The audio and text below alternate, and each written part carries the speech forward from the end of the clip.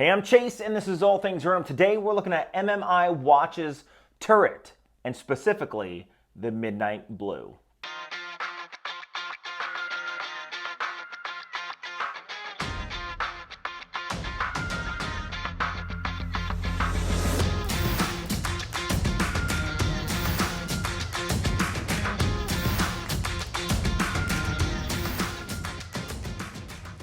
Now, as you see back here, boom, I do have another turret watch. However, that review is not going to be released until I come back from Hawaii. I have other videos that are going to be made prior, but if you're interested, there is the other watch that I will also be reviewing. Now, what are we talking about today? Today, we're talking about MMI watches, another micro brand that offers basically the same similar specs as other micro brands, but are they any different? Are they better? Well, let's just flip the camera around and hop right into the review. Okay, the MMI turret, and this right here is the Midnight Blue. This one specifically comes in pre-order at about $315 US. First, let's talk about the basic dimensions and size. The size of this is 40 millimeters, 13.8 millimeters thickness. Lug to lug is only 47 millimeters, so the footprint on your wrist is not actually that big. And the lug size is 22 millimeters. Now, the bracelet does have a slight taper down, but only a slight. The bracelet is all brushed to include the sides and the back. Comes down to a buckle. The buckle is a mixture between a press clasp and a milled underside. It is pretty nice. It does offer 5 holes for micro adjustment, no diver's extension, no quick micro adjustment, but with a paper clip, which is what I've been doing, I've been able to micro adjust this quite easily. It does use push pins, not screws, but for this price point, it's actually not too bad. Now, the case is made of 31L16 DLC surgical grade stainless steel. It does have horizontal brushing, and then it does have a high polished edge that goes along the entire thing. It actually is pretty nice. I actually like the fact that it does have the high polished edge that sort of breaks up the vertical brushing. It also has high polished edge on the inside of the lugs as well. Now, one of the things that is a little different about this watch, unlike a lot of other watches, is the fact that the coin edge bezel, which is, I will admit, it is a little hard to grip, but it does have a slight recess into the lugs, and I actually like the way that looks. Just gives it more depth to the watch. Now, this is nearly 14 millimeters thick, so it is a little thick. It is for, I want to say, bigger boys, but not really, because the 47 lug to lug, again, makes a small footprint on the wrist. This is a 300-meter diver. It does have a screw-down case back, which is nice, and a screw-down crown. Now, I really do like the crown guards. A lot of people have been critical of these crown guards. However, I think they look pretty cool. You can see everything is blocky and solid, not really a lot of smooth lines. So these right here just match in with the overall aesthetic of the watch. Now, the bezel here is a 120 click unidirectional bezel, and again, it is a little hard to grip onto. One of the things that I wish they would have done is just add a little more, grip to the coin edge. Some people do very deep coin edge bezels. These are very shallow, so it's a little hard to grip onto. Plus, it's a little solid. Also, 120 click. Bezel insert is a very nice sort of bluish to match the blue Midnight Blue dial. It is blue, however, it is an ion-plated stainless steel, not ceramic, not aluminum. This will not be brittle like ceramic, but it also will not keep its overall luster like ceramic, but it's supposed to be a little tougher than aluminum or basically stainless steel, so it'll keep the niceness for longer, if that makes any sense. Now, let's talk about the dial. Now, you can see the dial on this does not have a date.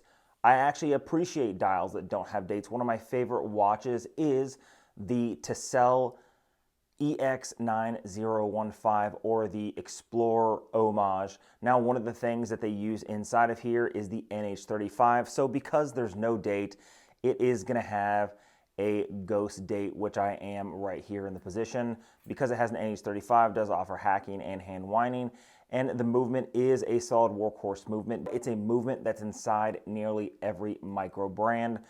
So you can basically get it for nearly next to nothing, but it is a workhorse movement. Seiko is known for their movements, and the NH35 is no different.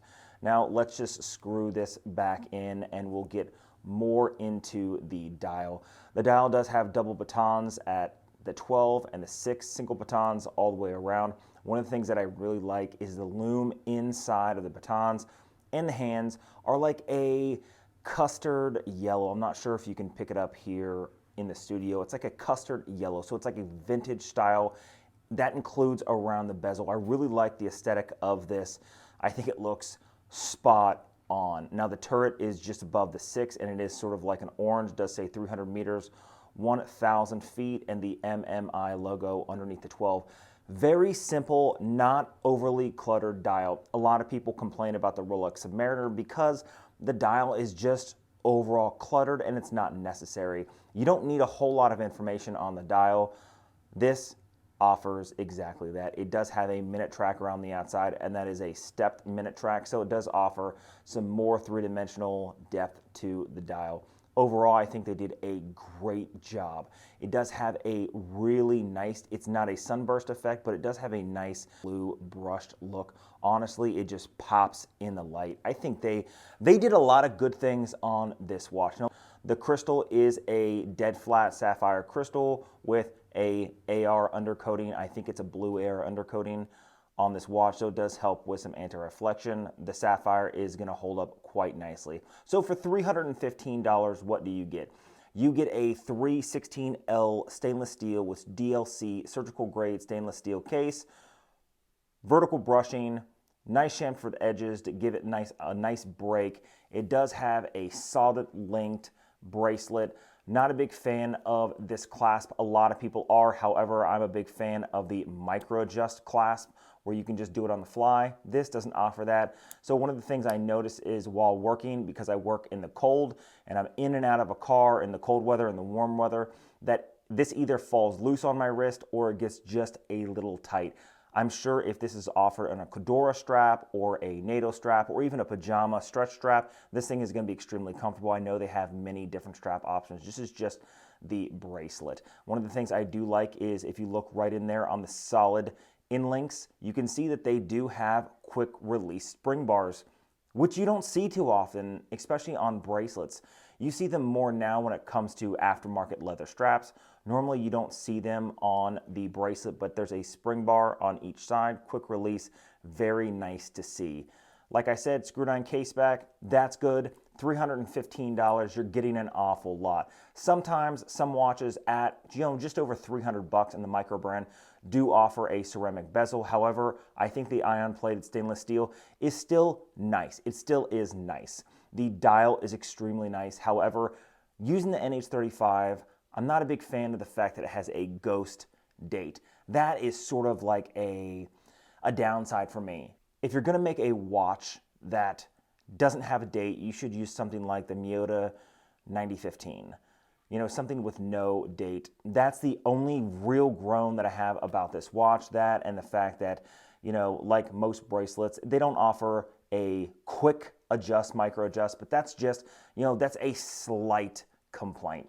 Overall, this thing is done extremely well. In fact, I would say the price point of $315, now that is on sale and most of their watches are pre-ordered, $315, I think, is right on the money for this watch. And you don't have to worry about damaging it. You don't have to worry about, any water intrusions with 300 meters of water resistance. I mean, this just seems like a good diver. One of the things I did not mention as sort of a con of this watch is that grip. If you're going to have a dive watch, and I've done dive watch reviews underwater in the past, you need to have a grippy bezel. Now, are you going to be wearing this in the water diving? Probably not. Without a diver's extension, without any way to really make this bigger, you're not going to fit it over even a 1 millimeter or a 2 millimeter neoprene suit, let alone a dry suit. So is it a dive watch? Yes. Is it going to act as a dive watch? No. It's going to act as a nice daily wear. Let's toss it on the wrist. And here it is on my 7 1/4 inch wrist. You can see right now it's actually, it's fitting perfectly, in fact. The only issue with that is if it gets a little colder, it's going to fall down the wrist. If it gets a little warmer, it's going to just, suffocate the wrist. But overall, right now, this is fitting perfectly. It does sit a little high on the wrist. It is going to be a little hard to slide underneath a cuff. However, if you had a nice shirt on, a polo shirt, a t-shirt, some whatever, this thing is going to look great, and it's going to fit nearly every occasion, especially because it does only have that 47 millimeter lug to lug. So it does fit like a smaller watch on the wrist. What are my overall opinions of this watch? Honestly, I think that it is worth the price for sure.